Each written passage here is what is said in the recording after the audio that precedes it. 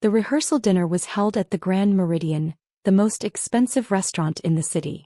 Crystal chandeliers cast golden light across tables draped in imported Italian linen. My sister Vanessa had spared no expense. Literally no expense, considering she'd used my credit cards to pay for everything. I sat at the far end of the family table, wearing a simple navy dress while everyone else sparkled in designer clothes. Vanessa held court at the center, her engagement ring catching the light every time she gestured. The diamond was 3 carats, maybe 4. I happened to know it cost $47,000 because I'd seen the charge on my Amex statement 2 months ago.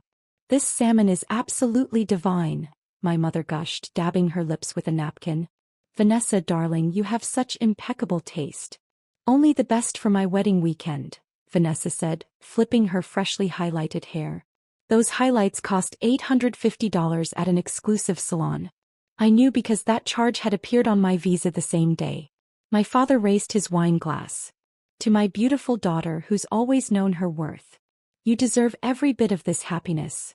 They clinked glasses around the table. No one looked my direction. My younger brother Marcus finally acknowledged my presence. "Sarah, you're being awfully quiet tonight. Cat got your tongue."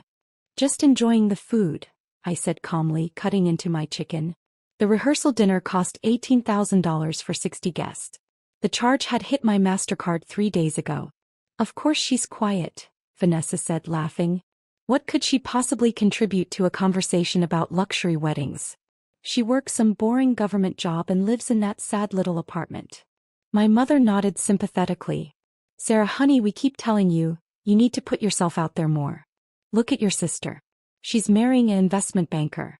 Meanwhile, you're 32 and still single." "My career keeps me busy," I said. "Career?" Vanessa snorted.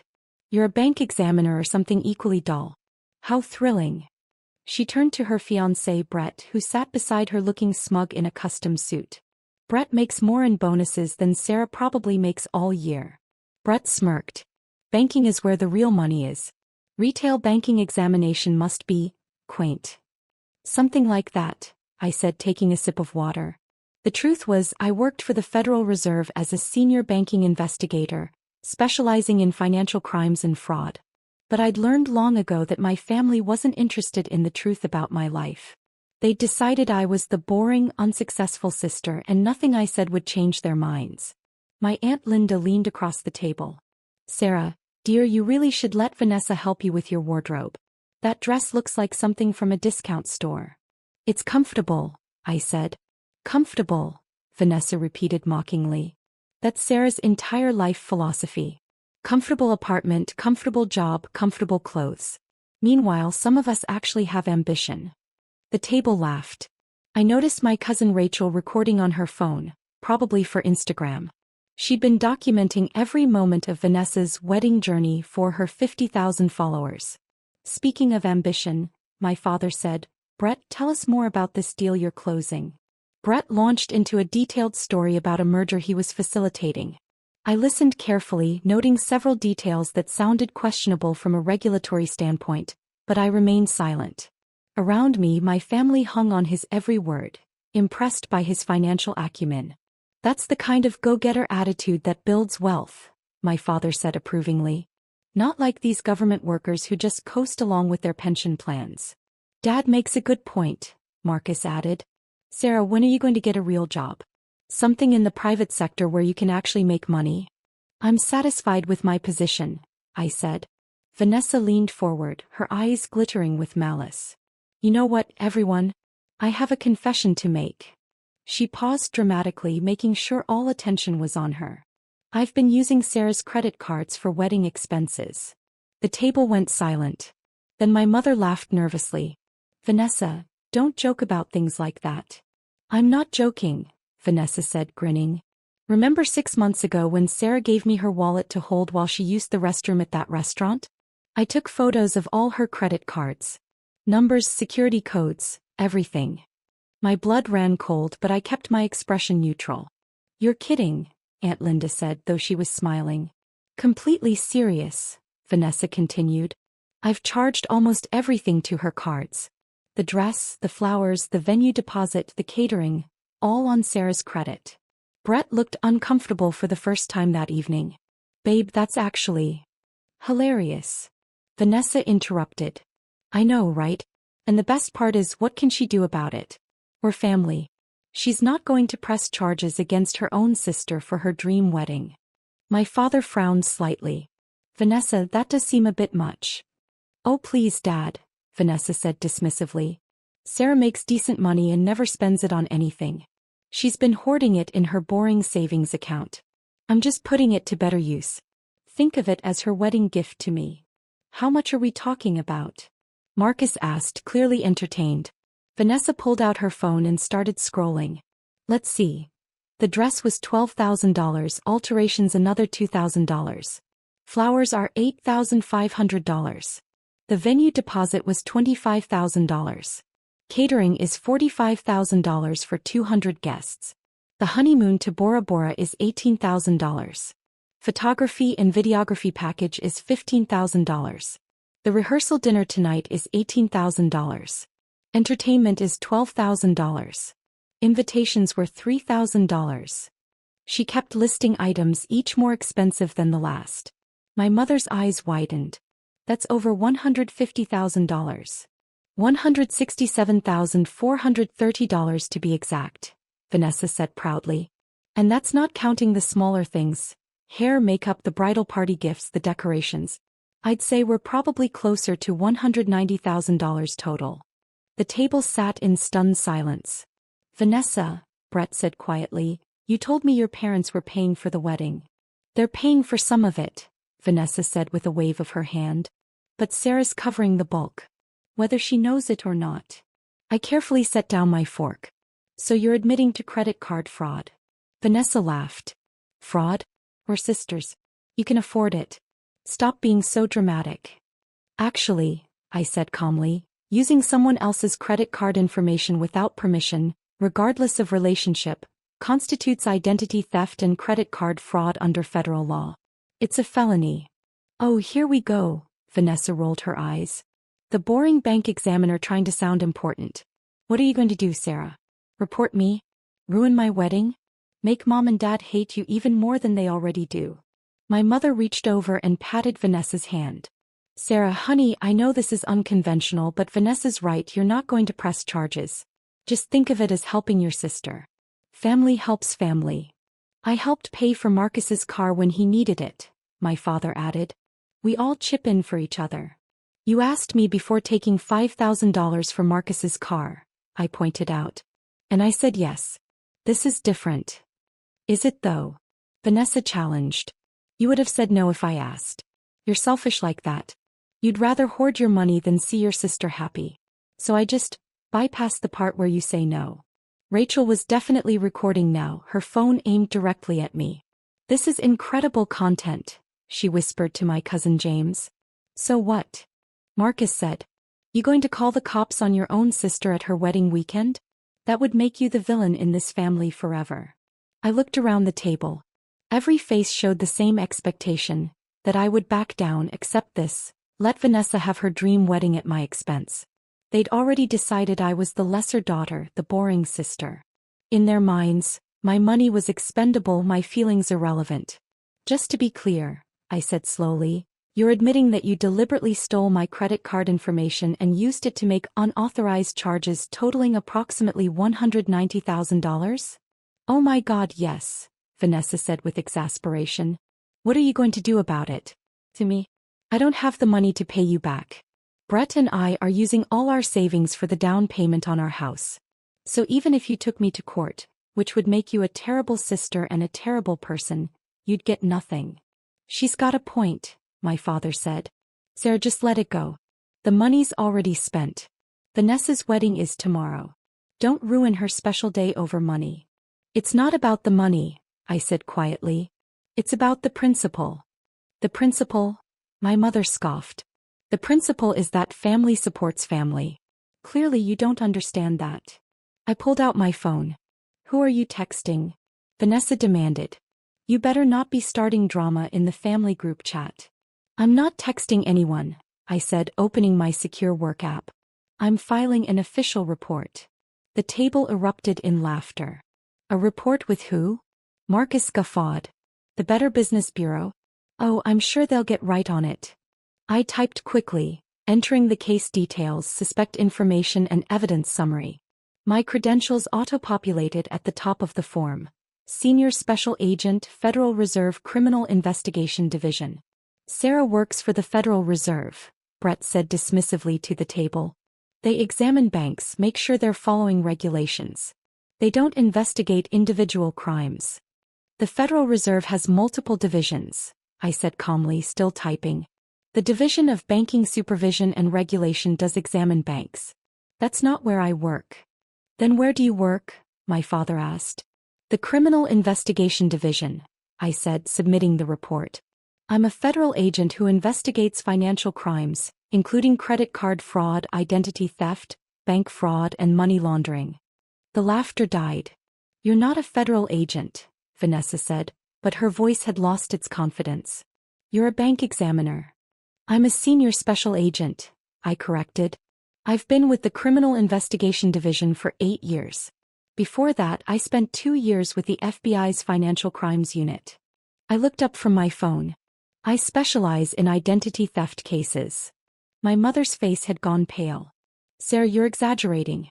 You would have told us if you were an FBI agent. I left the FBI 6 years ago, I said. And I did tell you. At Thanksgiving in 2019, I mentioned my promotion to the Federal Reserve Criminal Investigation Division. You told me to stop being boring and change the subject to Vanessa's new boyfriend. The table was completely silent now. Brett cleared his throat. Okay, but surely you're not going to actually prosecute your own sister. You're just trying to scare her. I've already filed the report, I said, showing them my phone screen. The official Federal Reserve seal was visible at the top, along with my badge number and the case number that had been automatically generated.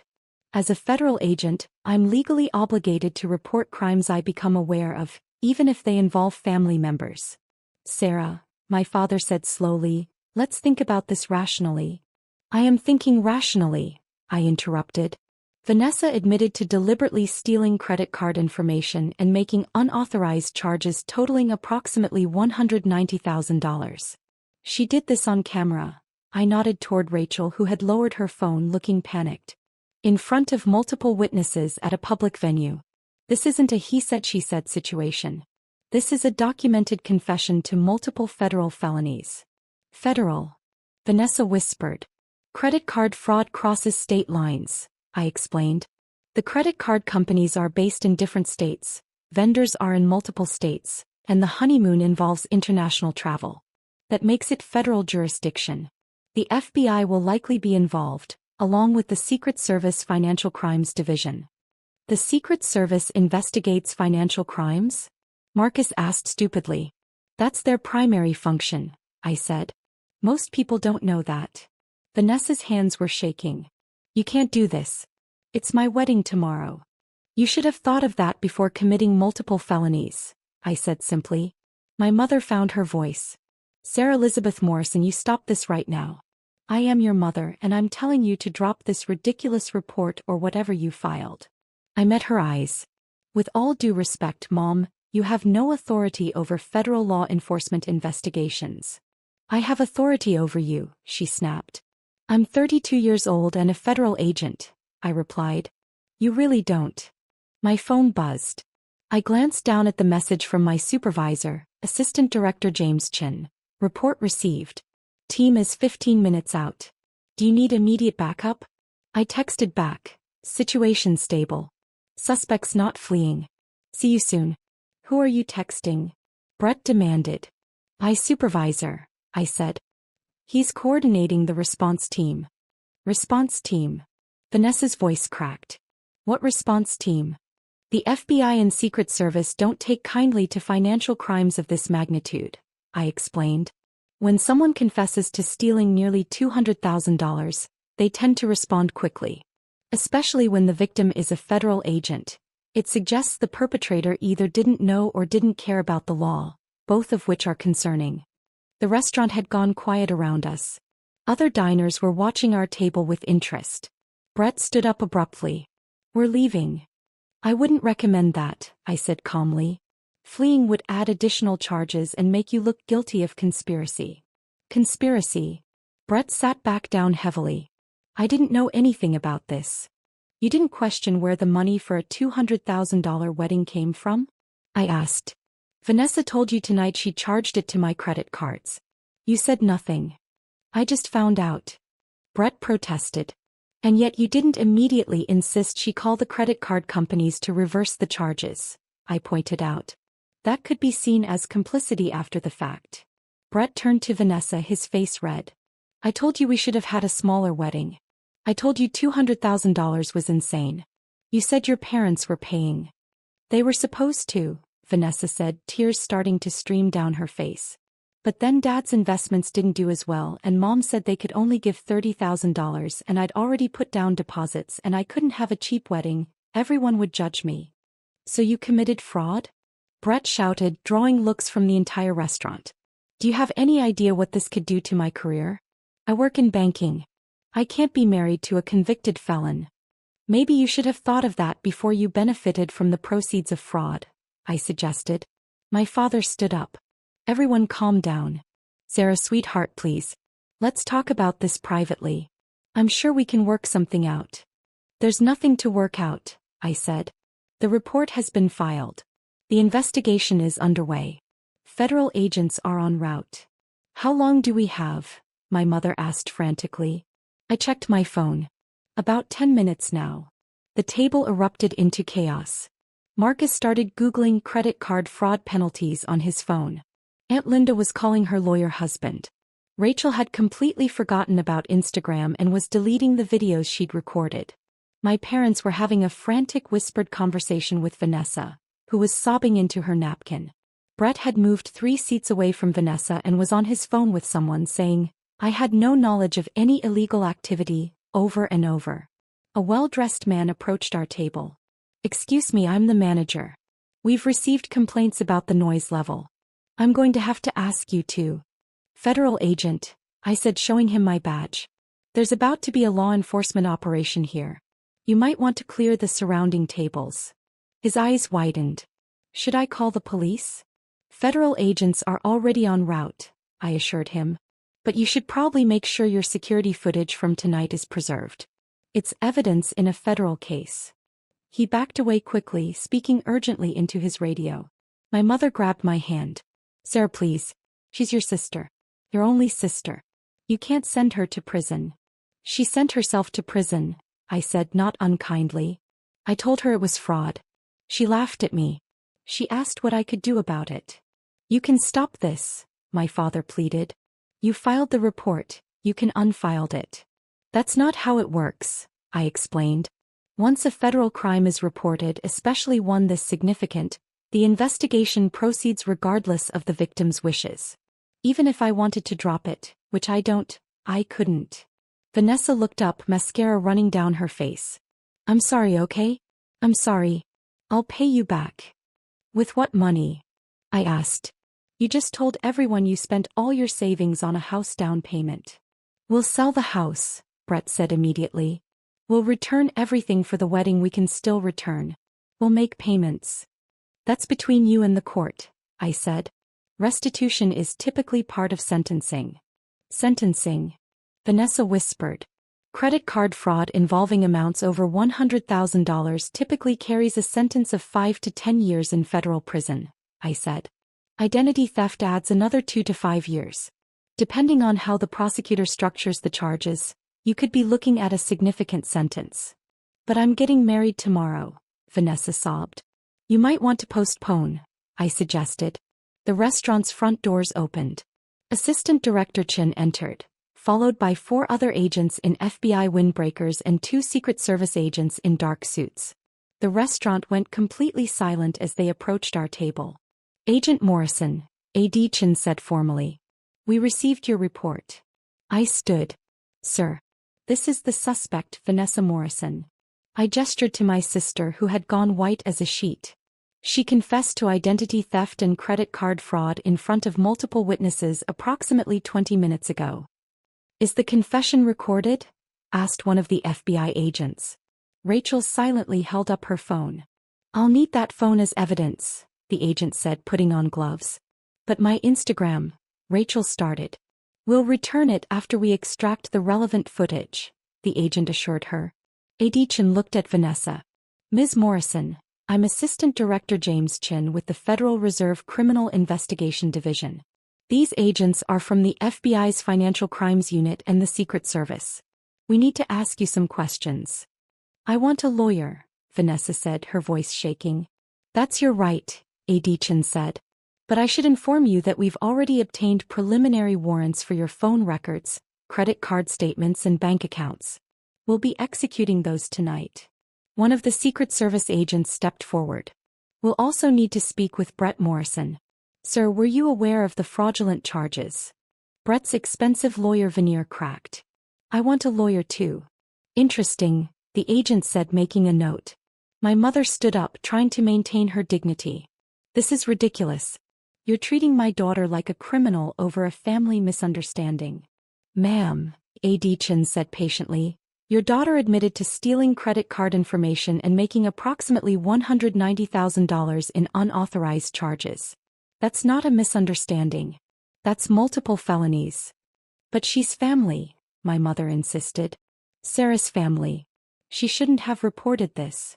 Agent Morrison had a legal obligation to report, Adichin said. But even without that obligation, no one should be expected to absorb a $190,000 loss, family or not.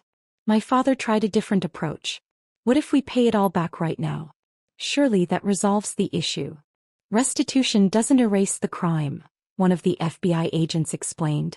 If someone robs a bank and then gives the money back, they still robbed the bank. This isn't a bank robbery, my father protested. You're right, the agent said. Bank robbery typically involves less money and shorter sentences than large-scale credit card fraud. The blood drained from my father's face.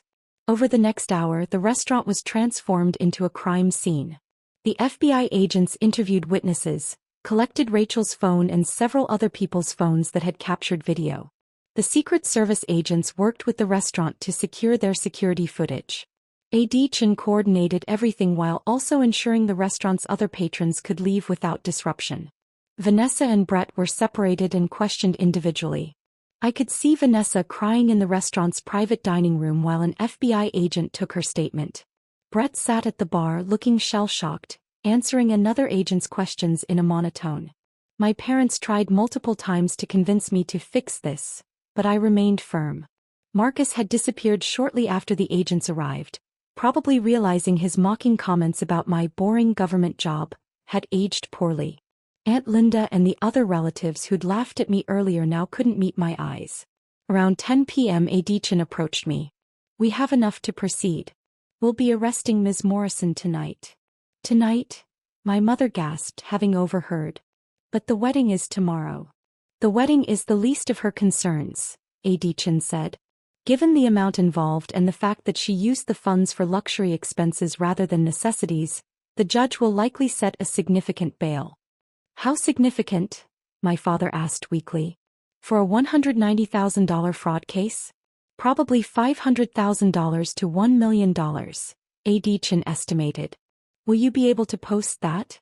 My parents looked at each other in horror. They just told everyone they could only contribute $30,000 to the wedding because of poor investments. Bail bondsmen would require 10% cash, one of the FBI agents added helpfully.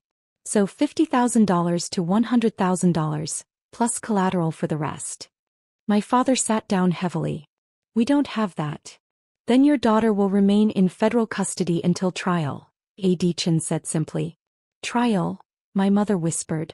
When would that be? Federal cases typically take 6 months to a year, the FBI agent said. Depending on the docket. She'll be in jail for a year? My mother looked like she might faint. If she can't make bail, yes, the agent confirmed. Brett suddenly appeared at my elbow. This is your fault, he hissed. You could have stopped this. You're destroying her life over money. Adichin stepped between us. Sir, I suggest you step back and calm down. She's a vindictive bitch, Brett continued, his voice rising. What kind of person sends their own sister to jail? The kind who has $190,000 stolen from them, I said calmly. What kind of person benefits from stolen money and then blames the victim? I'm canceling the wedding, Brett announced. I'm not marrying a criminal. This is over. He stormed out of the restaurant, leaving Vanessa sobbing even harder in the private dining room. My mother pointed a shaking finger at me. Look what you've done. You've ruined her wedding, her engagement, her life. All because you're jealous that she's prettier and more successful than you. More successful? I repeated. She committed fraud because she couldn't afford her own wedding. I'm a federal agent with a career I've worked a decade to build. But your mom.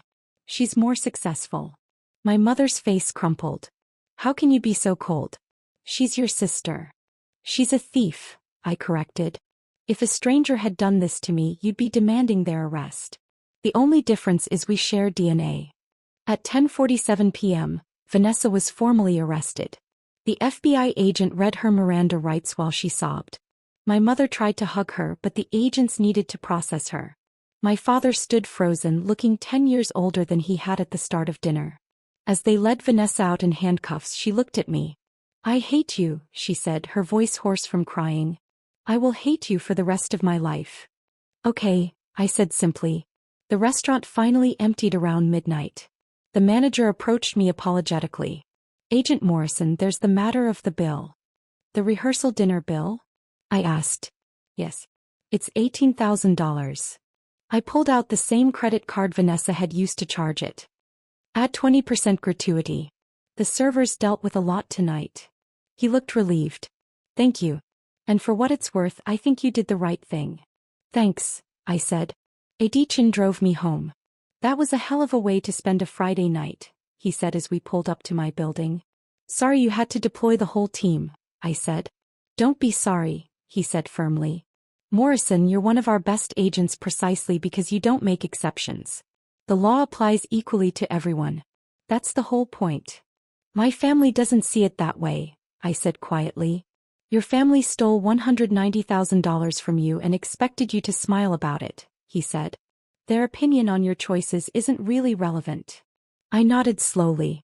He was right, but it still hurt. Take the weekend, Adichin said. You're officially off duty. If you need anything, call me. I thanked him and went up to my apartment.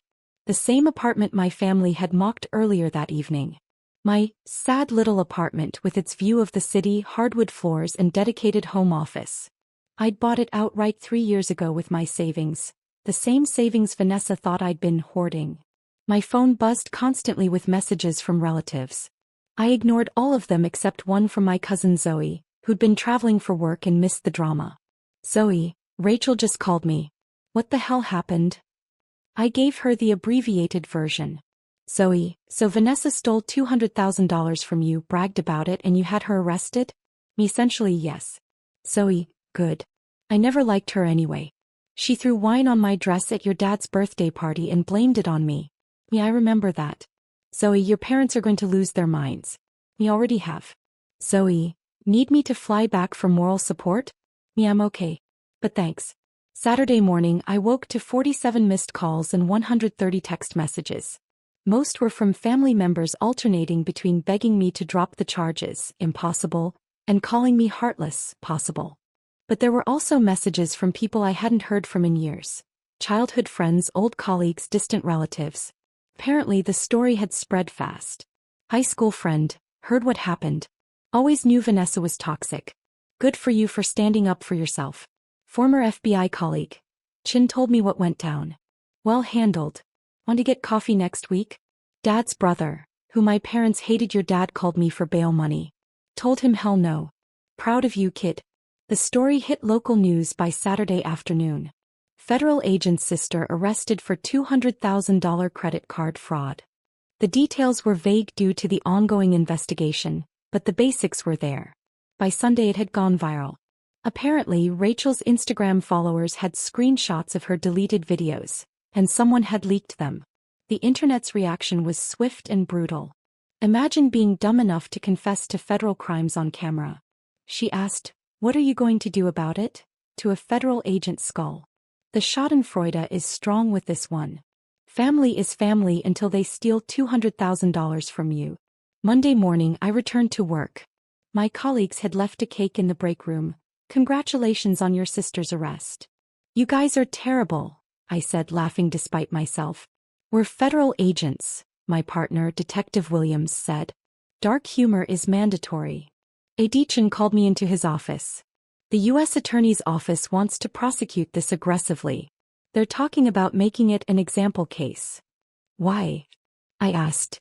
Credit card fraud is becoming epidemic, he explained. Having a case where someone openly confessed thinking they were immune because of family relationships. It's a good opportunity to send a message that no one is above the law. What kind of sentence are they pursuing? 8 to 12 years probably, he said. The amount involved, the premeditation, the lack of remorse. It all points to a significant sentence. I absorbed that. My sister could spend a decade in federal prison. You okay with that? Adichin asked gently. She made her choices, I said. I didn't force her to steal from me. I didn't force her to brag about it. I didn't force her to think she was untouchable. He nodded. For what it's worth, I think you're handling this with remarkable professionalism. The arraignment was Tuesday. Vanessa appeared via video from the Federal Detention Center, wearing an orange jumpsuit. She looked small and frightened, nothing like the confident woman who'd mocked me at the rehearsal dinner. The federal prosecutor laid out the charges. 15 counts of credit card fraud, 3 counts of identity theft, 1 count of wire fraud. Each count carried potential years in prison. Vanessa's court-appointed attorney argued for reduced bail, citing her lack of criminal history. The prosecutor countered that the premeditated nature of the crime and the amount involved made her a flight risk. The judge set bail at $750,000. My parents, sitting in the courtroom gallery, looked devastated. Outside the courthouse, reporters swarmed me. Agent Morrison, how do you feel about your sister's arrest? No comment, I said, walking to my car. Do you regret reporting her? No comment. What would you say to people who think you should have handled this privately? I paused. I'd say that crime is crime regardless of who commits it. We don't have a separate justice system for people with family connections. That quote became the headline. Federal agent. We don't have a separate justice system for family. My mother left a voicemail that night, her voice thick with tears. I hope you're proud of yourself. Your sister is sitting in a cell because of you. Sarah. She's never even had a parking ticket before. And you put her in jail like she's some kind of monster. We raised you better than this. We raised you to value family. I don't know who you've become, but you're not my daughter anymore. I saved the voicemail. Not to listen to again, but as evidence of the emotional manipulation that had characterized my entire life in this family. 3 weeks later, Vanessa took a plea deal. 8 years in federal prison, 5 years supervised release. Full restitution of $193,472.18, the final accounting of all fraudulent charges, and permanent criminal record. Brett had already filed for an annulment of their engagement. The wedding venue had kept all deposits as per their contract. Money Vanessa had charged to my cards and would now have to pay back as part of restitution. My parents took out a second mortgage to pay me back immediately, hoping it would somehow reduce Vanessa's sentence. It didn't. The judge made clear that restitution was about making the victim whole, not about reducing consequences for the perpetrator. At Vanessa's sentencing hearing, my mother testified as a character witness, sobbing through her testimony about what a good daughter Vanessa had been. My father described her as generous and kind, someone who'd made one mistake. The judge listened patiently, then said, "This wasn't one mistake. This was a calculated series of crimes committed over 6 months, involving meticulous planning and repeated deliberate acts of theft. The defendant showed no remorse until facing consequences. 8 years." Vanessa sobbed as they led her away. My mother collapsed in the gallery. My father glared at me with pure hatred. I walked out of the courthouse and went back to work. 6 months later, I got promoted to supervisory special agent. My team handled complex financial crime investigations across 3 states. I was good at my job. Excellent, actually. I'd built a career on integrity, thoroughness, and an unwavering commitment to the law. My family never forgave me. I was excluded from all family events, removed from the family group chat, and written out of my parents' will. Cousins I'd grown up with blocked me on social media.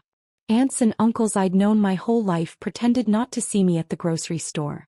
But I'd also gained something: self-respect. For 32 years I'd been the family disappointment, the boring sister, the one who didn't quite measure up. I'd absorbed their contempt, their dismissal, their casual cruelty and convinced myself it was normal. It wasn't normal. And I didn't have to accept it anymore. My real family turned out to be my colleagues.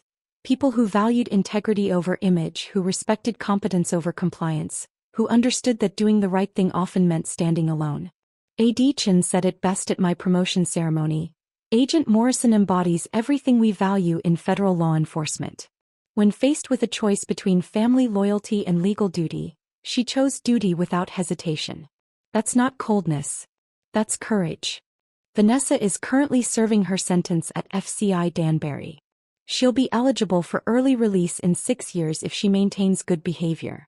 I hope she uses that time to reflect on her choices and become a better person. But honestly, that's not my problem anymore. I did my job.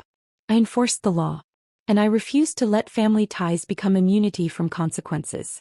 Sometimes doing the right thing costs you everything. But sometimes everything you lose wasn't worth keeping.